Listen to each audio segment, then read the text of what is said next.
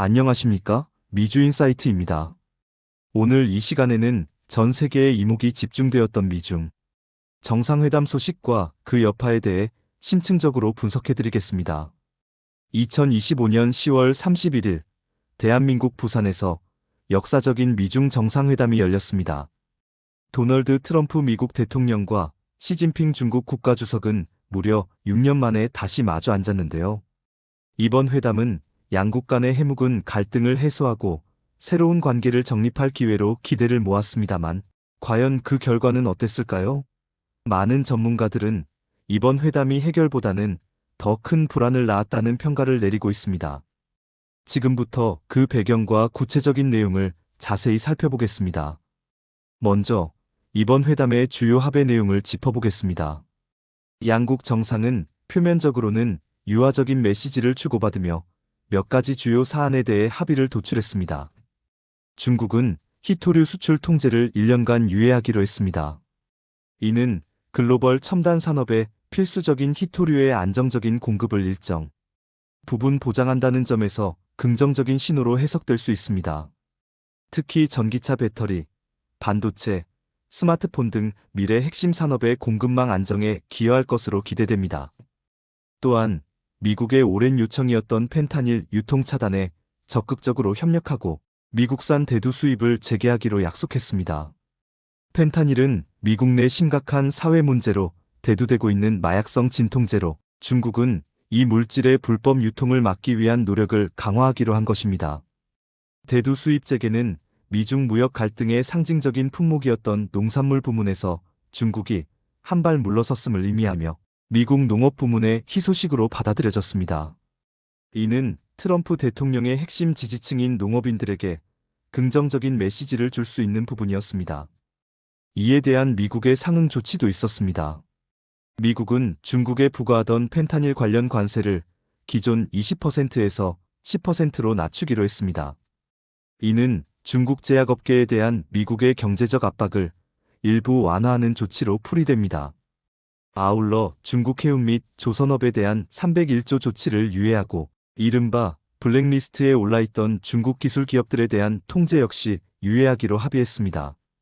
301조 조치는 미국 무역법에 근거하여 불공정한 무역 관행을 시정하기 위해 부과되는 보복관세 조치로 해운 및 조선업은 중국의 핵심 성장 동력 중 하나입니다.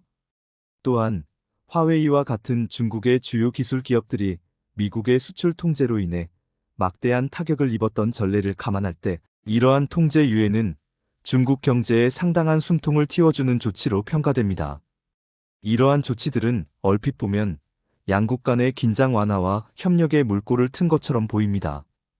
트럼프 대통령은 회담 직후 기자회견에서 이미 많은 것에 합의했고 보다 더 많은 합의를 하려고 한다며 긍정적인 분위기를 전달하려 노력했습니다. 시진핑 주석 또한 중미 관계는 올바른 길을 향해 동일한 방향으로 나아가야 한다고 강조하며 관계 개선의 의지를 피력했습니다.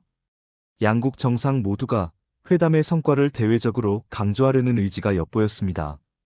하지만 이러한 표면적인 합의 이면에는 깊은 불신과 전략적인 계산이 깔려 있다는 분석이 지배적입니다.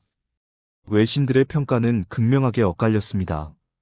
일부 외신은 이번 회담이 트럼프 행정부 일기 당시의 1차 무역전쟁 때와 비교해 트럼프 대통령의 전략과 태도가 현저히 달라졌다고 평가했습니다. 그들은 과거 트럼프 대통령이 강경한 대중국 정책을 펼치며 무역전쟁을 불사했던 것과는 달리 이번에는 훨씬 유연하고 실용적인 접근을 시도했다고 보았습니다. 특히 이번 합의가 궁극적으로 중국에 유리한 결과를 가져왔다고 분석하며 트럼프 대통령이 국내 정치적 상황, 특히 다음 대선을 앞두고 성과를 보여주기 위해 다소 양보했다고 해석하기도 합니다. 중국의 희토류 수출 통제 유예와 미국의 기술 기업 제재 유예는 중국 입장에서는 상당한 외교적, 경제적 성과로 비춰질 수 있습니다. 이는 중국 경제가 직면한 어려움을 완화하는 데 일정 부분 기여할 것입니다. 반면 다른 일각에서는 이번 회담을 미국이 승리한 것으로 해석했습니다. 중국이 미국의 기술 제재에 굴복하고 미국의 요구를 수용한 측면이 강하다는 주장입니다. 펜타닐 문제 협력이나 대두 수입 재개는 미국이 오랫동안 중국에 압박해온 사안들이었습니다. 특히 펜타닐 문제는 미국 국민의 생명과 직결되는 문제로 중국의 협력은 미국 내 여론에 긍정적인 영향을 미칠 수 있습니다. 미국의 압박이 결국 중국의 양보를 이끌어냈다는 시각은 미국 행정부가 대중국 정책에서 일관된 기조를 유지하고 있음을 보여주는 증거로 제시되기도 합니다.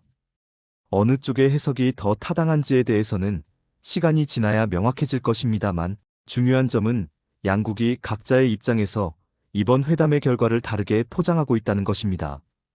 이는 합의의 진정성과 지속 가능성에 대한 의문을 제기합니다.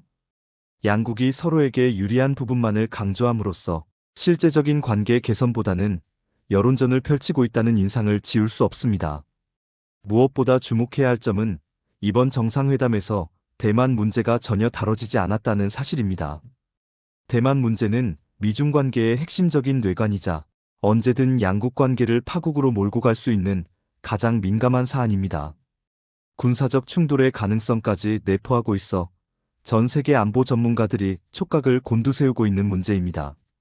수많은 전문가들은 미중 정상회담에서 대만 문제가 논의되지 않은 것을 단순한 간과로 보지 않고 있습니다. 대만의 전문가들은 합의가 쉽지 않은 대만 문제를 잠시 제쳐둔 것에 불과하다고 분석했습니다.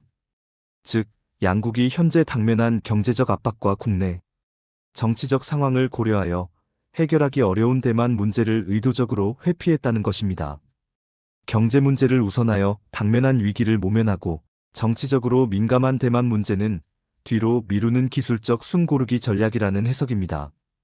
이는 양국이 근본적인 문제 해결 의지보다는 단기적인 이익과 현상 유지에 집중했음을 시사합니다.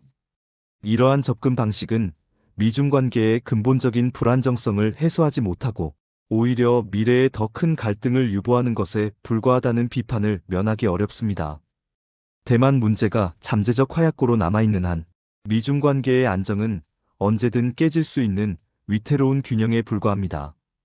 결국 이번 미중 정상회담은 양국 간의 뿌리 깊은 갈등을 해소하기보다는 일시적으로 봉합하는 수준에 그쳤다는 평가가 지배적입니다. 히토류, 펜타닐, 관세, 대두 등 경제적 현안에 대한 합의는 이루어졌지만 이는 마치 고름을 짜낸 것이라기보다는 임시 방편으로 밴드를 붙인 것과 같다는 지적입니다. 근본적인 원인이 해결되지 않은 채 증상만을 일시적으로 억제하는 것과 같다는 의미입니다. 특히 대만과 같은 핵심적인 안보 및 지정학적 문제가 논의 테이블에 오르지 않았다는 점은 이번 회담이 안고 있는 근본적인 한계를 명확히 보여줍니다. 오히려 논의조차 되지 않았다는 사실 자체가 대만 문제의 잠재적 위험성을 더욱 부각시키는 역설적인 결과를 초래했습니다.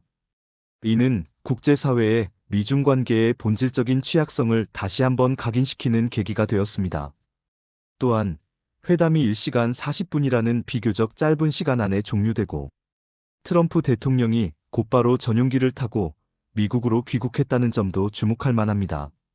시진핑 주석은 미중 정상회담 종료 후에도 경주에서 열리는 APEC 정상회의에 참석할 예정이었지만 트럼프 대통령은 부산 일정을 서둘러 마무리 지었습니다. 이는 미국이 이번 회담에 대한 기대치를 낮게 설정했거나 혹은 더 이상 논의할 필요성을 느끼지 못했음을 간접적으로 시사하는 대목일 수 있습니다.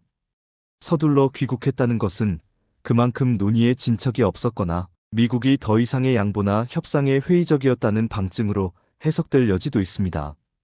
특히 정상회담은 양국 관계의 미래를 위한 깊이 있는 논의가 이루어지는 자리여야 함에도 불구하고 짧은 시간 안에 마무리되었다는 점은 합의의 깊이와 진정성에 대한 의구심을 증폭시킵니다. 트럼프 대통령의 이러한 행동은 그가 국내 정치적 일정에 더 큰 우선순위를 두었음을 보여주는 것으로도 해석될 수 있습니다. 이번 정상회담은 미중 관계의 복잡성과 예측 불가능성을 다시 한번 확인시켜 주었습니다. 양국은 서로에게 필요한 지점에서는 손을 잡는 모습을 보였지만 근본적인 전략적 대립은 여전히 진행 중임을 숨기지 않았습니다. 특히 중국 기술 기업에 대한 제재 유예는 중국 경제에 숨통을 틔워주는 조치로 해석될 수 있지만 이는 어디까지나 유예일 뿐 언제든 재개될 수 있는 미국의 카드임을 잊어서는 안 됩니다. 미국이 301조 조치를 유예한 것 또한 마찬가지입니다. 언제든 다시 꺼내들 수 있는 칼날을 잠시 칼집에 넣었을 뿐이라는 분석이 많습니다. 이는 양국 관계가 휴전 상태에 있을 뿐 평화를 이룬 것이 아니라는 점을 명확히 보여줍니다. 미국은 여전히 중국의 기술 발전을 경계하고 있으며 핵심 산업 분야에서의 주도권을 놓치지 않으려는 의지를 강력하게 표명하고 있습니다. 펜타닐 문제 역시 복잡합니다. 미국은 중국의 협력을 얻어내려 하지만 중국 역시 미국의 관세 인하를 통해 자국의 경제적 이득을 취하려는 계산이 깔려 있습니다. 단순히 미국의 요구를 수용하는 차원이 아니라 상호 간의 이익 교환이라는 측면에서 접근해야 합니다. 중국은 펜타닐 문제 해결에 협력함으로써 국제사회에서 책임 있는 강대국으로서의 이미지를 구축하려는 목적도 있을 것입니다. 히토류 수출 통제 유예도 마찬가지입니다. 중국은 이를 통해 국제사회의 안정적인 공급자라는 이미지를 보여주려 할 것이며 미국의 압박을 일시적으로 완화시키려는 목적도 있을 것입니다. 하지만 이 또한 1년이라는 기한이 정해져 있어 그 이후의 상황은 여전히 불확실합니다. 1년 후에는 다시 히토류 문제가 미중 관계의 또 다른 갈등 요소로 부상할 가능성을 배제할 수 없습니다. 일부 전문가들은 이번 회담이 미중 양국 모두에게 시간 벌기용이었다고 평가합니다. 미국은 다가오는 선거를 앞두고 대외 관계에서 불필요한 마찰을 줄이고자 했을 수 있습니다. 특히 트럼프 대통령의 재선 가도에 불확실한 대외 변수를 최소화하려는 전략적인 판단이 작용했을 것입니다. 중국 역시 내부 경제 문제 해결에 집중하고 미국의 기술 제재와 무역 압박 속에서 잠시 숨통을 트는 계기로 삼으려 했을 가능성이 큽니다. 중국 경제는 부동산 시장 불안, 청년 실업률 증가 등 여러 도전에 직면해 있으며 미국의 제재 완화는 이러한 내부 문제 해결에 큰 도움이 될 수 있습니다.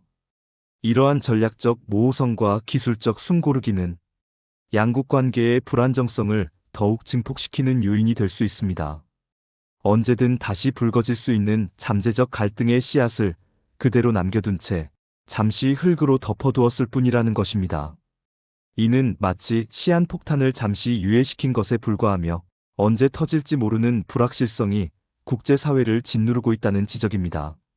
미중 관계는 단순히 두 강대국의 관계를 넘어 전 세계 경제와 안보에 지대한 영향을 미칩니다. 이번 부산 정상회담의 결과는 단기적인 측면에서는 일부 긍정적인 신호로 해석될 수 있으나 장기적인 관점에서 보면 불확실성을 증폭시키고 오히려 더 큰 불안을 야기할 수 있다는 우려가 커지고 있습니다. 양국 간의 근본적인 체제 경쟁, 기술 패권 다툼, 그리고 지정학적 갈등은 여전히 현재 진행형이기 때문입니다. 이러한 갈등은 자유진영과 권위주의 진영의 대립구도를 더욱 심화시키며 동맹국들에게도 전략적인 선택을 강요하는 결과를 초래하고 있습니다. 세계는 미중 갈등의 파고 속에서 불안정한 균형을 유지하고 있으며 이번 정상회담은 이러한 불안정성을 해소하기보다는 오히려 심화시키는 결과를 가져왔습니다. 앞으로 미중 관계가 어떤 방향으로 흘러갈지, 이번 합의들이 얼마나 지속될 수 있을지는 미지수입니다. 대만 문제와 같은 핵심 현안이 해결되지 않은 상황에서 양국 간의 작은 균열은 언제든 커다란 파열음으로 번질 수 있습니다. 이러한 불확실성 속에서 국제사회는 미중 양국의 다음 행보를 촉각을 곤두세우고 지켜보고 있습니다. 미주인사이트는 앞으로도 미중 관계의 변화를 예의주시하며 시청자 여러분께 가장 빠르고 정확한 분석을 전달해 드릴 것을 약속드립니다. 또한 이번 정상회담의 합의 내용이 실제로 이행되는지, 그리고 그로 인한 파급 효과는 무엇인지 지속적으로 추적 보도할 예정입니다. 지금까지 미중 정상회담 소식에 대한 심층 분석이었습니다. 시청해주셔서 감사합니다.